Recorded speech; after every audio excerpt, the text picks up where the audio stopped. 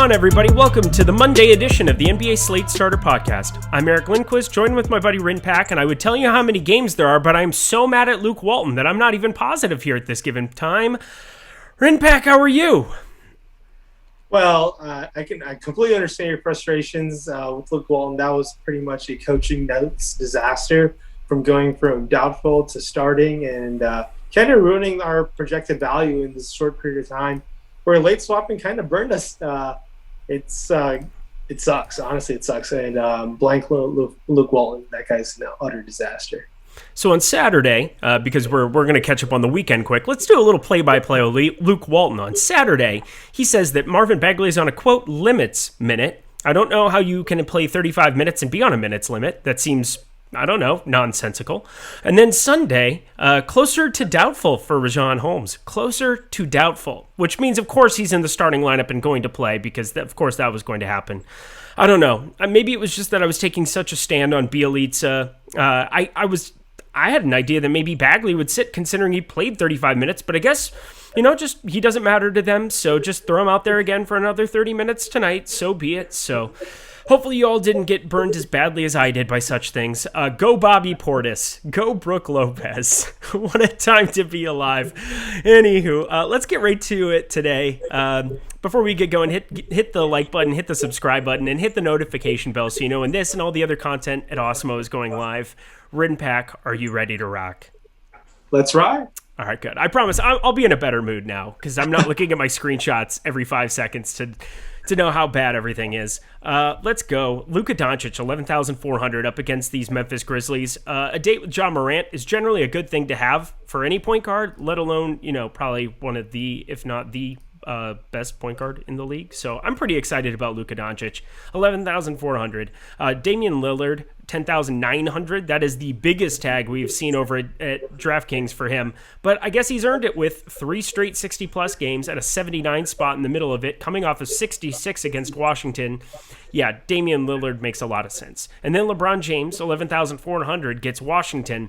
He hasn't been nearly as good as we were kind of hoping with this post-AD deal. 33 and 37 minutes the last two, but only 51.5 and 45.75. When you're paying 10K plus in tournaments, you're looking for 60 plus out of your 10K, dude. So talk to me about this top end of point guard. Well, we got LeBron over there in DK with Dame Lillard, Luka.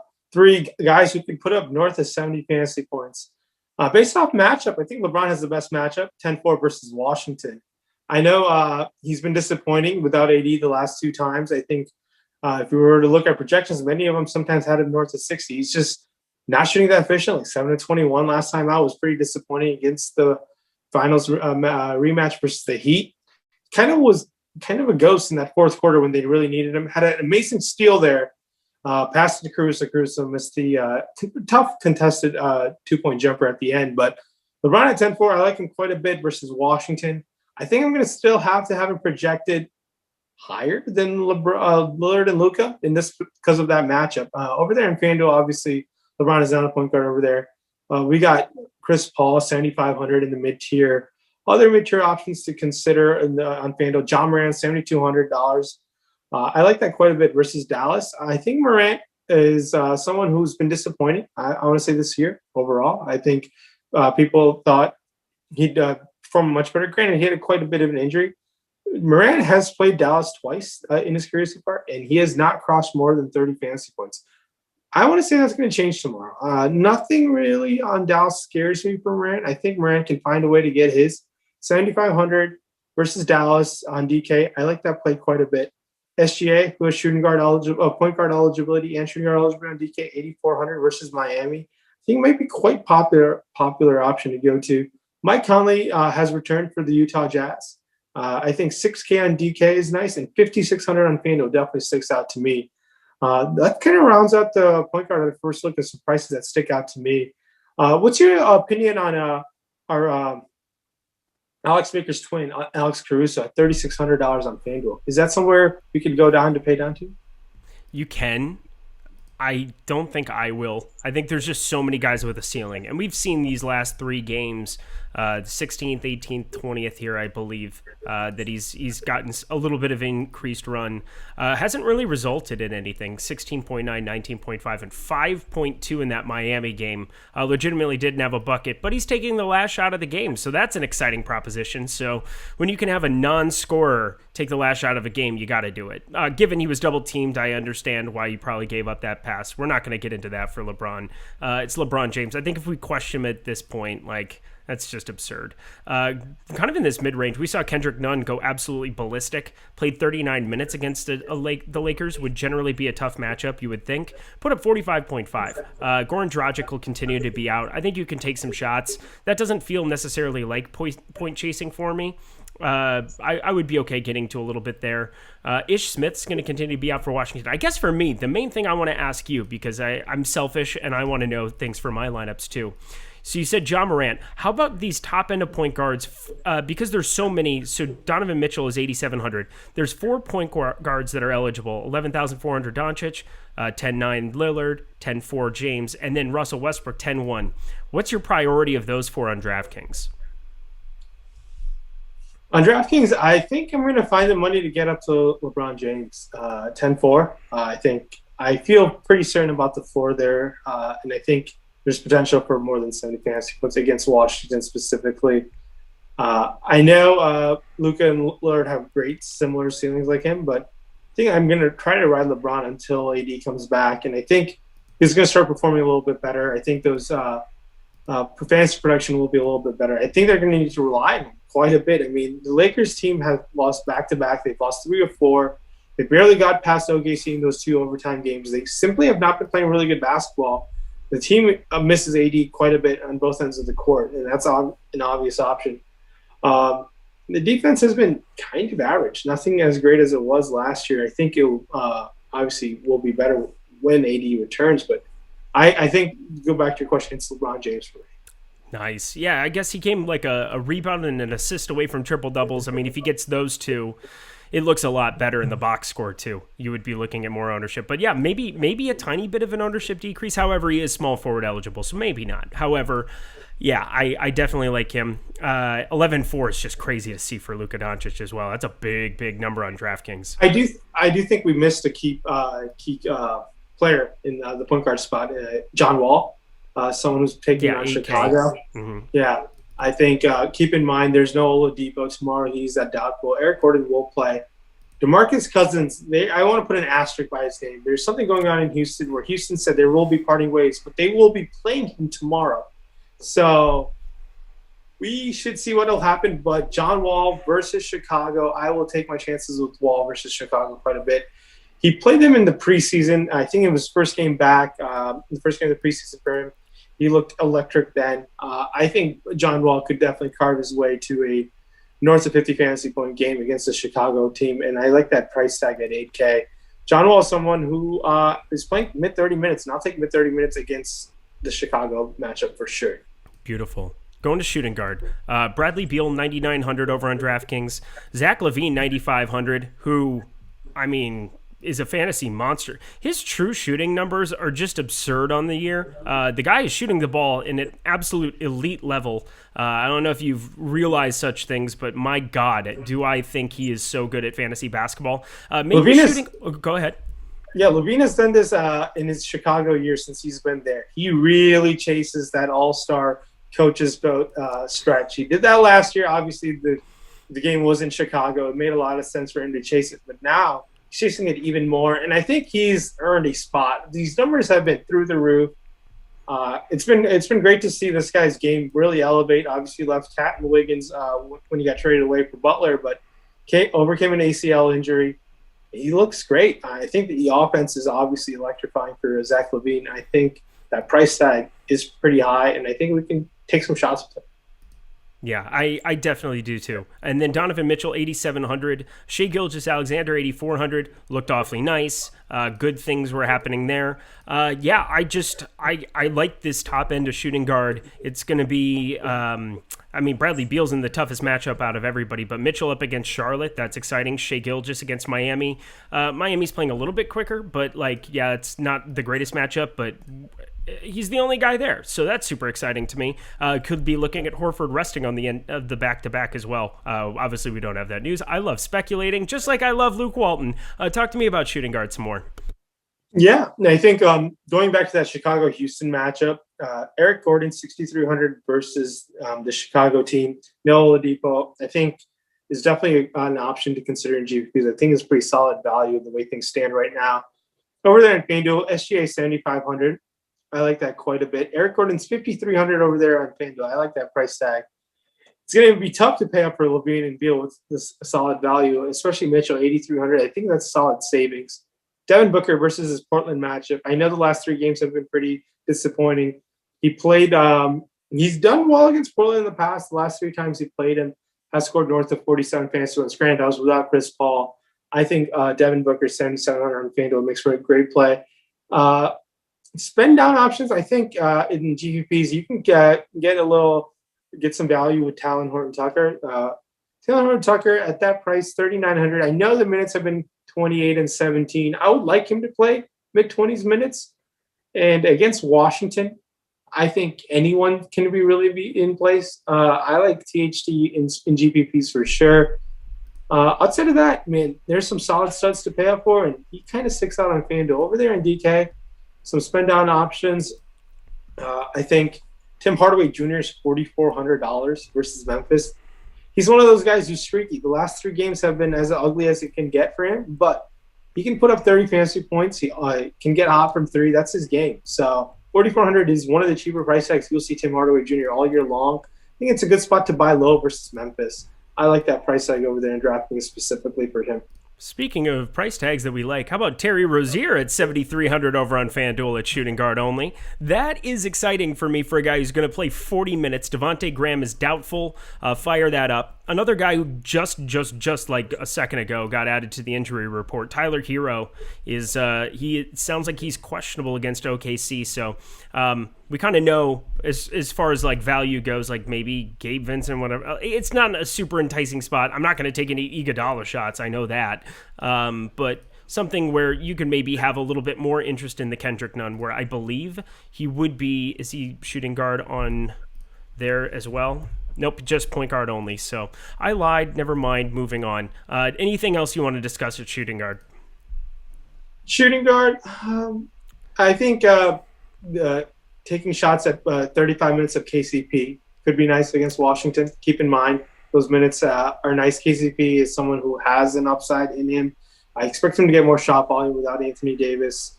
It wasn't there last time. He only went 3 of 5 from the field and put up 24 fantasy points. So hopefully KCP can get some more shot volume to pay out that price tag. Outside of that, no, I think we should hop right on over the small forward spot. Agreed. Before we get over there, jump on over to awesemo.com/joinnba.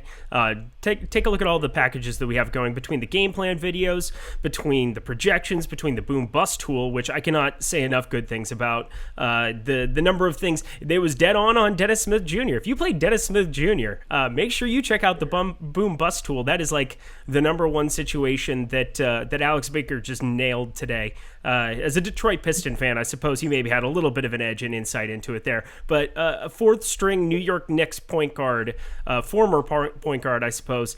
Shocking that he would fail in a spot for the Pistons. But shout out to the boom bust tool and Alex Baker's ability to be able to call something like that, which was just it was the difference maker on this slate. So if you want difference makers on every single slate from here on out, make sure you head over to awesemo.com/joinnba and stop guessing and start winning. Getting to the top end of small forward, we'll jump on over to FanDuel. LeBron James sitting at that top end, 10,400.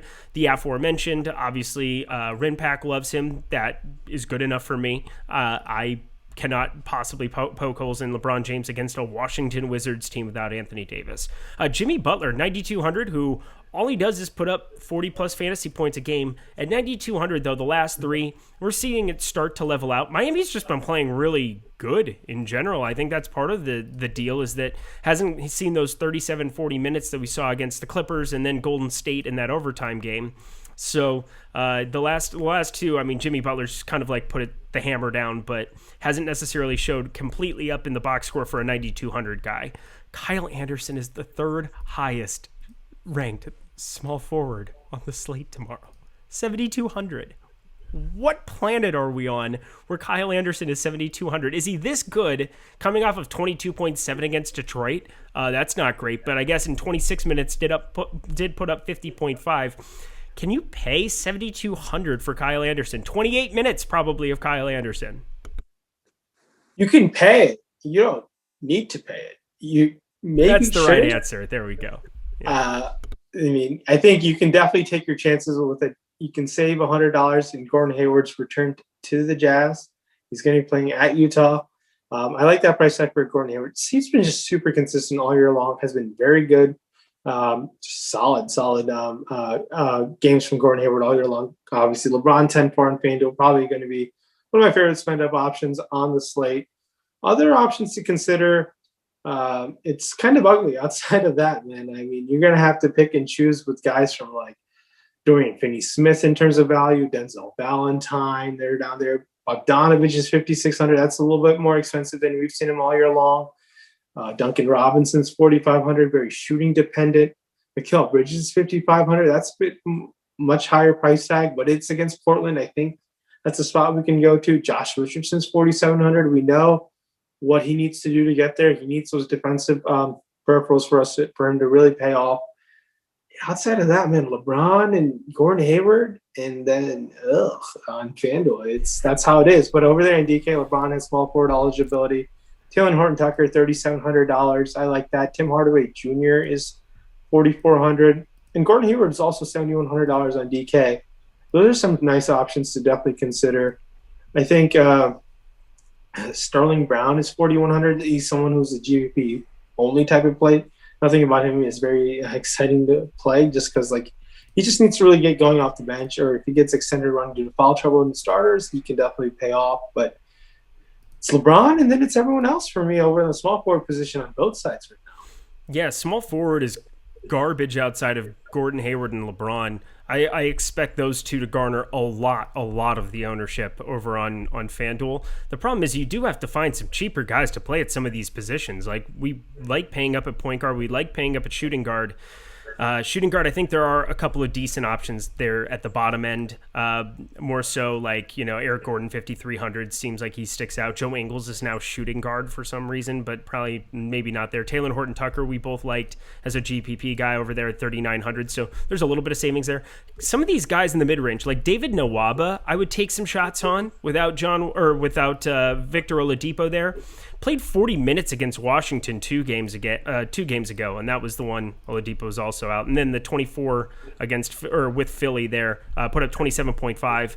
I wouldn't mind taking a couple of shots on him at 5,100. Then we've also seen Garrett Temple get inserted into the starting lineup for the Bulls. Put up 28.3 in a revenge narrative against Sacramento, if you will. Garrett Temple, if you play for every team in the NBA, can you have a revenge narrative? Or I guess maybe Sacramento's the one that comes to mind. Maybe he hasn't played for that many teams, but I feel like he has. And then Derek Jones, 46. Oh, go ahead.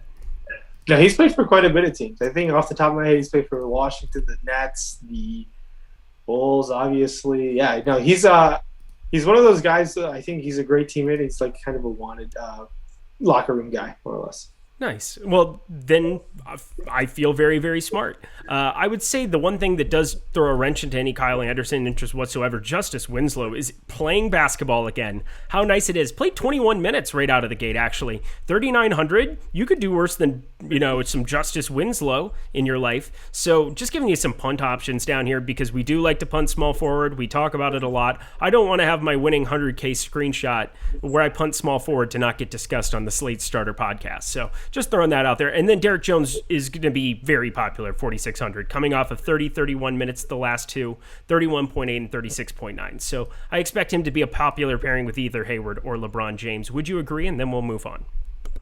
Yeah, I do think he's popular, and nothing about a popular Derek Jones Jr.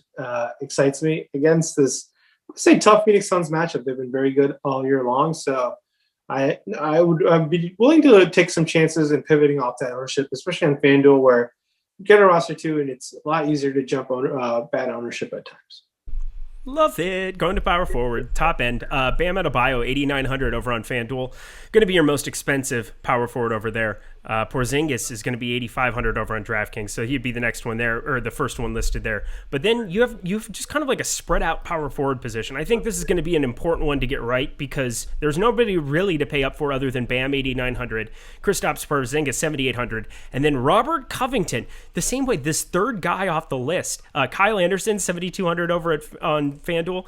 Robert Covington is 7K. Robert Covington is starting to play some serious basketball. 42.7, 40.1, 42.3, playing huge minutes for the Portland Trailblazers, starting to get involved, getting boards left and right, 11, 8, 9 the last three. Really kind of like stepping in. He's playing a lot more of Carmelo Anthony's minutes, just basically doing everything for this basketball team the way that we kind of expected him to once he got out of the gate a little bit slower. Wish I was riding this price tag a little bit more to the top. I haven't been. Do you have any interest in Robert Covington? And we'll work our way down. Man, 7K Bob Cub it's a lot for him, but he's one of those FanDuel specific guys where those stocks come in hand, and he's one of those guys who can get 5 to 6 stocks a game.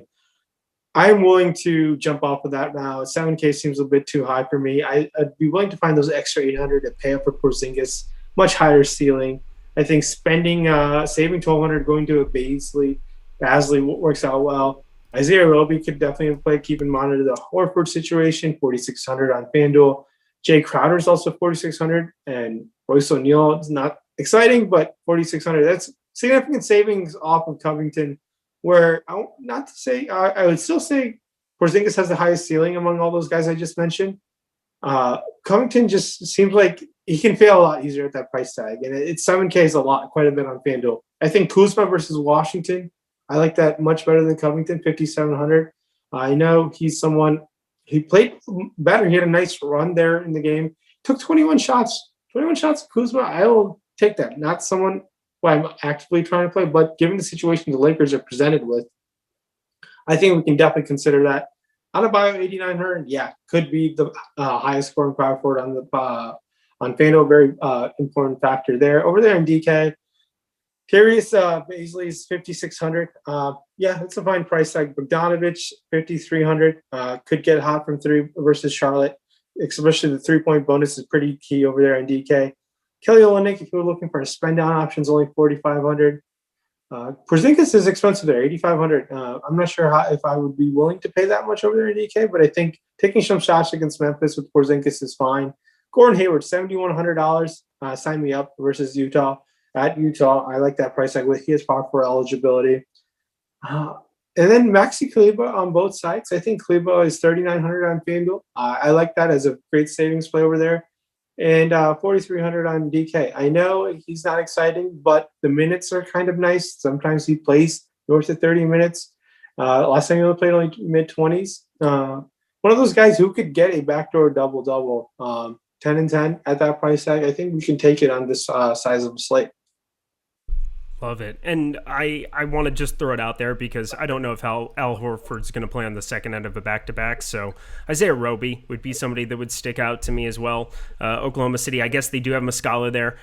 He hasn't burned me not playing him before, but if there's going to be reduced ownership at all there, just something to keep track of. This slate doesn't start until 8 o'clock on the East Coast, so we got a long time to wait for injury news. Hopefully we have almost all of it coming into it, or, sometimes I hope that we don't.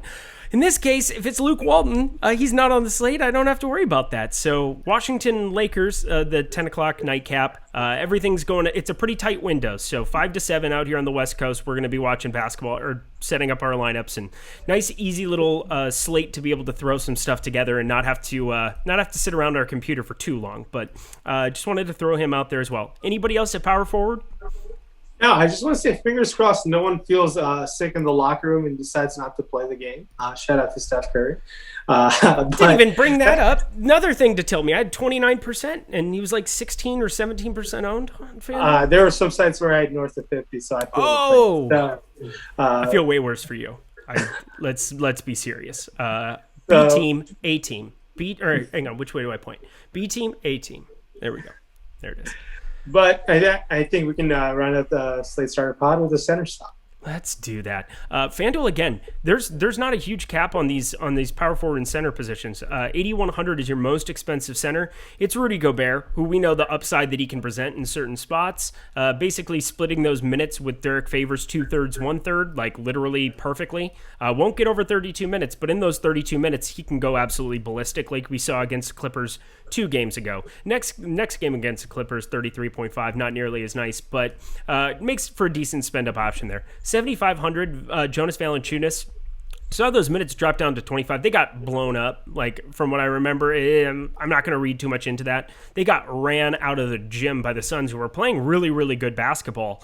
So against Dallas, 7,500. I don't see a ton of resistance there. I could definitely take some GPP shots on him there. And then Enes Kanter, 6,900 up against the Suns that I just spoke about. Put up 39.1 against Washington. This is not Washington. This is a bigger body DeAndre Ayton in the middle, a team that's playing well defensively. 6,900 is a little bit of a price increase, but nothing like crazy. And then I guess I should rope him in because he played 36 minutes against Philly, but also we don't know if he's going to be a part of Houston's future whatsoever. Probably not, considering they said that they were possibly going to withhold him, and now he's playing, I guess, on Monday. DeMarcus Cousins, 6,400. Talk to me about center. Let's start with Boogie Cousins. So Steven Silas and the Houston front office, I think, can obviously take this two ways. They could play him limited minutes, or they can use this game against Chicago as a showcase event and try to get some sort of value from it. Now, what they're going to do, I have no damn clue. But $6,400 Boogie Cousins, if it's a showcase event for him, yep, I will be definitely very interested. I mean, if 30 minutes of Boogie Cousins in a showdown event where it's like, here's our guy, enjoy him on your team for the low price of a first round non-protected, something like that. Yeah, I'd be shocked if they could even get a first round pick. Yeah, I was going to say second, and then that felt right, but also I was like, if you're a contender, it's the 25th pick. Who really cares? Like, yeah, would be nice. It's all off the top of my head. It's tough to see him where he's going to fit. There are a lot of good big men in the league right now. The Lakers. Yeah, he was on the team last year. That makes a lot of sense. Lakers are the obvious front runners, but that's just me. We'll see if that ends up working out. But going to FanDuel, the center position, obviously, opportunity cost is always there in its center spot. If you're building multiple lineups, there is a lot of merit to spread out that center, your center ownership, especially tomorrow. No one really sticks out to me. Obviously, I like Gobert at 8,100. We know what he could do. I think DeAndre Ayton at 6,400 versus Enes Kanter defense, I think could definitely eat that up. If he doesn't get any foul trouble or doesn't get benched for his defense, I think that's fine. Paying down for Kelly Olynyk seems like a nice thing to do. Marc Gasol's playing more minutes. I know it's not exciting, but if Gasol's going to play mid-20s minutes versus Washington, as a sub 5% GPP play, it could be considered. Enes Kanter 6,900, very nice price tag for him. I think he can definitely be out there if he doesn't get any foul trouble versus Ayton over there in DK. Rudy Gobert is only $7,400. It's pretty appealing price tag. Adebayo and Porzingis have center eligibility there, 8,800, 8,500 respectively. Ayton is 6,900. Valanciunas 7,200. So many good centers on the slate. I really like Valanciunas to price tag versus Dallas. I think people might shy away from him, and I think we can definitely consider him over there. I think Gobert, especially on DK, probably stands out to me at that price tag. I think he's just so safe with minutes. He's not getting in foul trouble anymore like he was in the early in his career. He's affecting the game now on both ends of the court, really. So it's really impressive what Gobert can do. And then Boogie Cousins also 6,400. Keep just reading to the notes, see what pregame notes are out there on Boogie Cousins. It's been a very strange 72 hours, I want to say, with him in the Houston front office. It's been a strange Houston front office all year long. So Proceed with caution, but if it's a showcase event, sign me up. Gosh, it's going to be such a pain in the ass tomorrow. It's going to be awful. Wendell Carter Jr., can I interest you in a 5,300 Wendell Carter Jr. against Demarcus Cousins in said showcase event? 5,300 over there. On FanDuel, you're looking at 5,400. I kind of weirdly expect him to get some ownership at that number. You're getting a discount off of some of these other guys that are much more expensive. Harrell did just play a lot more minutes, played 23, and then the Lakers just, I don't know, they decided he was playing too well or something. Got to 36.5 on FanDuel, couldn't let him keep going. So I don't know, against this Washington team, I would have interest, but the minutes kind of scare the crap out of me. But Wendell Carter Jr. For the win to close out the Slate Starter podcast, yay or nay? May. I'd be really worried if he's going to go against a motivated Boogie Cousins. It's kind of one of the scariest things to go up against. But $5,300, Wendell Carter Jr., someone who I think has a lot of talent, just needs to find a way to stretch and stay healthy more than north of 25 games in a row. I just feel like he's caught such a bad break over there in Chicago with injuries. But I like it. 5,300. Carter Jr. has had games where he's put up high 30 fantasy points, and that's his upside. And at that price tag, I think we should be interested if his projected ownership will come in low at. I think definitely a spot to take your chances with Wendell Carter for sure. 35 plus on FanDuel, lock it in. Go to the bottom bar and tell me if you agree with me. Yes or no on Wendell Carter. 35 is the over-under that we're going to go. He played 33 minutes against Sacramento. That's a little bit of your cheat, but definitely with Lauri Markkanen with Lauri Markkanen out for however long this duration has been, they've ramped up Wendell Carter here pretty quickly in the last 4 games that he's been back. So I have some interest there. Anything that you want to say to finish us out, Rinpack? No, thanks so much for starting your Monday DFS day with us. Make sure to check out Eric's plethora of articles, video content that he has. Catch him on all the shows. Yeah. Thanks so much for the support, and please do leave a review on Apple Podcasts. Those do mean a lot, and we've been appreciative of all the ones that you guys have submitted so far. Check out our Awesemo NBA for all the NBA news and main handle for all our content throughout the day. Thanks so much, guys. I'm in a much better mood than I was when we started this thing, so that's really all I can ask for. Love putting this content together for you guys. Definitely hit that like button on the way out if you're watching us on YouTube. That is all I got for today. Let's try to improve upon the weekend. I will say that. Until later, guys. We'll see you on Tuesday. Bye.